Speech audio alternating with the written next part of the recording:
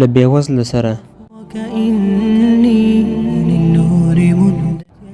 نن سبا ځینې خلک سوداګریز خویونه لري، یعنی نن سبا خلک یوازې د شتمن په لطیفې پورې خاندي او تیروتنو ته یې نه ګوري، سره له دې چې زموږ د خواږه پیغمبر صلی الله علیه وسلم نرمي له شتمن او نشتمن سره یو شان وه.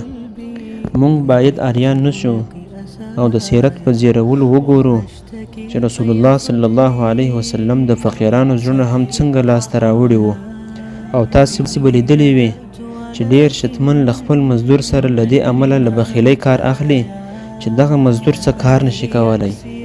داسې فقیران به هم وي چې تاسې ورسره په ورین تندي مخ شوي یاست او ښه چلند مو ورسره کړی او هغو د تهجد په لمانځه کې ستاسې لپاره هم د دعا لاسونه لپه کړي وي.